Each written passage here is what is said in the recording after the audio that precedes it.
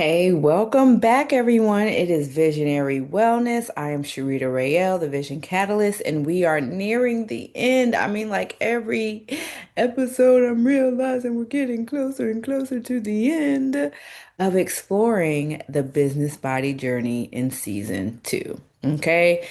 So far we have built the identity, we've protected the blood of the business, we've talked about the legs of the business, the hands, the heart, so many things. And again, if you're just now tuning in, be sure to review the other episodes so you can get caught up. All right, now today we're talking about a very important topic. Okay, we are talking about, and you will hear me say this word a lot, it's one of my favorite. We are talking about your ecosystem. Everyone say it with me. Ecosystem. That is right. So we are combining two parts of our business body. We are moving to the voice and the ears. Okay. This is the voice and the ears of your business, your community. That's right. That's what we're talking about. The community. Okay. So listening closely. In a physical body, the voice isn't just for you to hear yourself talk. I mean, sometimes it is because it has been shown that people who talk to themselves have this like really great level of intelligence. And honestly, talking to yourself has a lot of benefits, right? You empower yourself, you help yourself rewire some things neurologically. However, in this instance, the voice isn't just for you. Okay. I have to say, I remember my father, who is a very great orator, very great intellectual, read so many books, was a leader in the military, in his church community, in his fraternity community, right? And I used to watch him talk to himself in the car, and I was like, Dad, why are you talking? And now that I'm older, I talk to myself a lot in the car while I'm driving. Part of the reason why I don't like people driving with me, because I have really great conversations with myself. But again, we're talking about your business body today and how the voice is used more than just for you, it's to communicate with the world, okay? And the ears aren't just for decoration, it has a purpose. You hear things, right? You listen. So your ears of your business is here to listen to the needs of the collective. So, this particular part of the business body is where your business stops being about me, and starts being about us. And to tell the truth, your business should. Okay, so I'm going to invite you into to explore something with me. And I don't think this is everyone. I think everyone on a business journey is here to serve a purpose, right? Now, does that purpose benefit you? Absolutely. And there are times where there are some entrepreneurs and business owners who are really in a business for themselves, meaning it's about me making money. And sure, I have these products and services, but do I really care about the impact it's going to make in people's life? Do I really care about the transformation that's going to happen? Do I really care about connecting? No, I just want to make the money. And if you are in the visionary vanguard, if you are in my community, that's not the vibe we have. We are soul-led CEOs. Yes, we are here to uh, create and actualize our vision. Of course, we want to benefit from it. However, we very much care about the service. We very much care about the transformation and the impact that we are making in people's lives. Okay, so again, this area is not about us as individuals, it's about us as the collective. So, the question for today, I like to have questions. Are you shouting into a void like you're just talking to yourself, or are you leading a movement? Okay. So, another way to put it is your business a lonely island, or is it the center of a thriving community? So let's talk about the power of the collective. Okay. So if you're wondering why I call the community the voice, it's because when you have a true community, you don't have to be the only one talking about your business. Your community becomes a megaphone, right? One of the biggest advantages, one of the biggest benefits, one of the things I absolutely love about cultivating a positive, healthy community is that I rarely have to do a lot of heavy advertising. I don't have to spend, a lot of my time and energy explaining my business. I don't have to spend a lot of time and energy, talking about my business, about me, me, me, me, me. It is important that I have created such an impact that the community talks about the service or the product or the transformation. It's more important that the community talks about the transformation and the impact that my product or service provides. That's what's most important. Because when you are able to offer something that creates such a potent, powerful impact, the product or the service that you want to sell, I mean, it just naturally becomes a part of the process of the experience, meaning that when you have the community talking about the impact, people are going to know, well, what is it? What did you do? What did you get? How can I be a part of that? I want some of that. And so you have these non-paid, hypothetical, and unofficial employees or unofficial marketing agencies working on your behalf, right? Some of you have products and services, or even you bought products and services based on word of mouth because of the product or service being that good. And because of that referral, you trusted the person that referred you, or maybe you didn't even know the person. It sounded so great. The transformation, the share of the transformation was just so impactful and you resonated with it so much. Now that person is interested, right?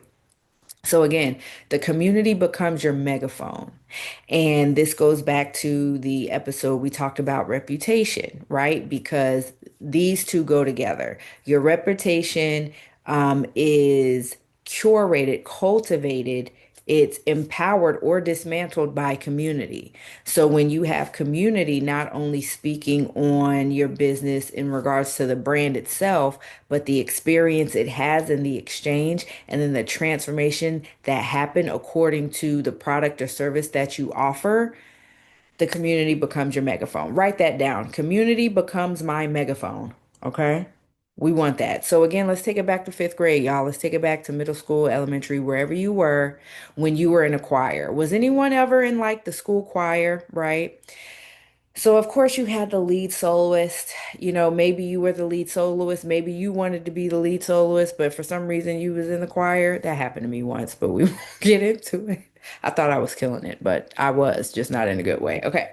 So one voice is beautiful, absolutely gorgeous, but 50 voices together create a sound that can move the whole room, right? So in your business body, this area of the business body represents a few major things. We're going to talk about three. Number one is the network. These are the people who support you, who refer you, and advocate for you, people working on your behalf, right? And it's not even work. They're just in their mind doing a good thing by sharing a resource that did something great for them. So now they want someone else to experience the same thing. All right. Number two, social impact. This is the change you are making for the many, not just one. The ripple effect. That's what we want. Ripples. Okay. Write that down. We want ripples. Write these three things down: the network, the people who support you, refer you, advocate for you. This is the social impact, the change you are making for the many, not just the one. And then the third thing, the ears, your ability to listen to what your community actually needs so that you can solve real problems. Excuse me, I got passionate. My camera started to shake. So that you can solve real problems. Okay. So if your voice is weak, your impact is localized. Remember, we talked about in the lesson of expansion. All right. But when you master the collective, you're going to build a network that carries your vision into rooms you haven't even walked into yet. How powerful is that? So you move from having to only sell to leading, and then the leading sells for you. Let's say this again. If your voice is weak, your impact will be localized. It'll be small. It won't be as expansive. All right. But when you master the collective, you build a network that carries your vision into rooms you haven't even walked into yet, right? Maybe rooms you won't even walk in, but hey, the people that are in those rooms want and need what you have, which is the tools for their transformation. It's not so much about what you have, so much as about the transformation that you'll provide based on the services and products that you're offering, okay? So again, you're moving from selling to leading. Now, let's talk about building profitable communities. So, in the Blueprint to Brilliance course, we have a specific module on building profitable communities. This is really important.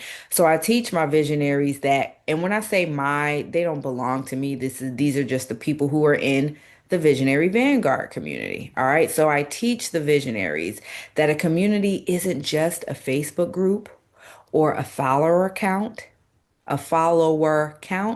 okay? A true community is a group of people moving in the same direction, okay? So let's talk about what that same direction looks like. Let's talk about these components of community. We're going to cover three today, okay? Number one is shared values. Does your community know what you stand for? And if they don't know your song, they can't sing along. Ooh, y'all like how I did that, right? If the community don't know your song, they can't stay along. Have you, this brings me to a thing. Have you ever been with a group of friends and a song comes on and everybody's singing the song? What's the think of a song? Like, I'm trying to think of a song. So, okay, okay, so I don't know why Anita Baker came up, but right, but it's a sweet love if you calling on your name. I feel no. But then you got so it's three of y'all singing that song, but you got the other friend, sweet happy hearts in his hand. Like they're trying to sing along, but they don't know the words. Have you ever had that experience? That's so funny. And then we're looking at them like, girl, I'm gonna need you to learn the words because you jacking up the whole vibe, okay? So again, if your community does not know the song, they cannot sing along, okay? The feedback loop. The feedback loop, excuse me.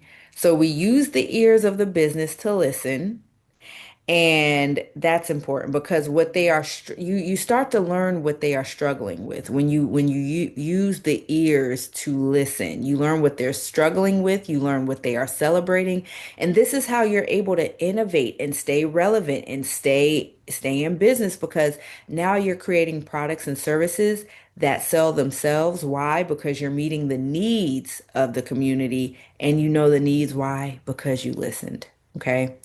Then the mastermind effect. Oh, this gets me excited. This is why I have had the honor and privilege of being able to be one of the lead coaches in masterminds.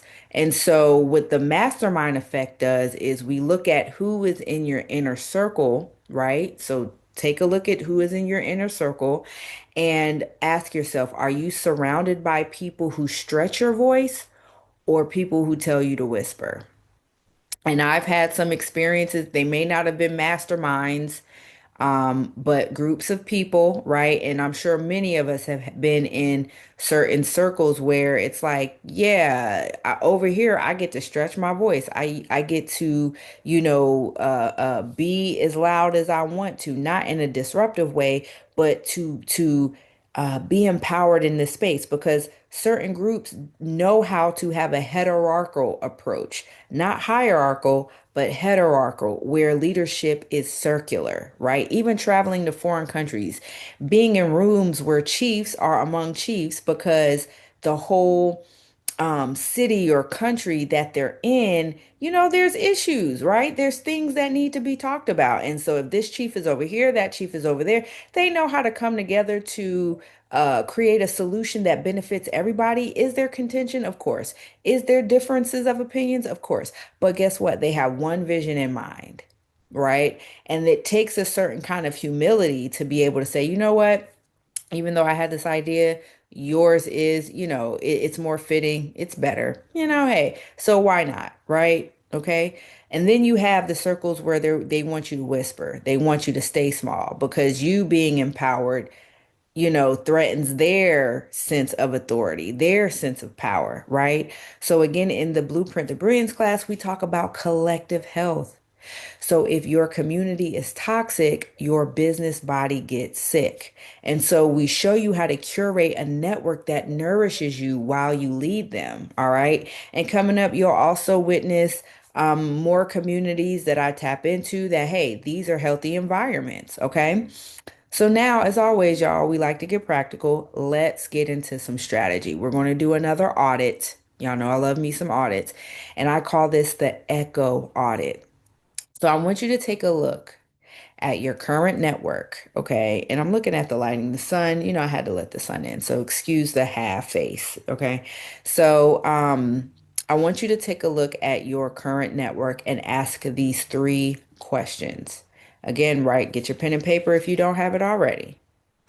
So the first question is, who is echoing my message? If you stopped posting today, would your community keep talking about your work? If the answer is no, you have a crowd, not a community. Total different vibe, total different energy, total different space. A crowd is different from a community. Okay. Number two, am I listening or just talking? When was the last time you changed your strategy because of what your community told you? And if you didn't even feel like you have a community to listen to, I mean, you may have a crowd, but still, listen because maybe this is how you'll get to the community. So again, ask yourself, when was the last time you listened to the crowd in order to get better and get to your community? And if you have a community, which I'm sure many of us do, even if it's not directly tied to business, if it's just your supportive community and you respect their opinion, you respect their judgment, their insight, are you listening to what they need? If the people in your community or are people who you respect, admire, and you would want them a part of your business community, I would totally listen to what they're saying in regards to what are their needs. And I'm not just saying from you, but in everyday conversation, right? What do they talk about? What are they missing out on or feel like they're missing out on? What do they wish they had? What do they wish that they can experience? What transformation do they want? And when you listen to that, how does that influence or inspire you to switch up or level up your strategy? Because if you're not listening, if you're having all these conversations and staying the same, your ears are clogged. There's a disconnect. Okay. And then number three, and I love this. Please make sure you write that down. Write this down. Is my network nutritious? Is it nutritious? Okay. Are you in rooms with people who have the resources and mindset to help you scale? Or are you the smartest person in every group?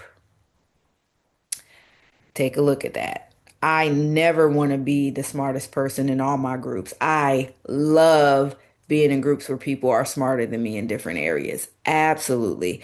There's no other option but to level up, right? It especially, well, that's another episode. But I will say this, there are people who understand their influence, their power, and then they're not in they're not in the unhealthy expression of their ego because ego is necessary. You have to have a sense of self. You have to have a sense of identity. You even want to have confidence, right?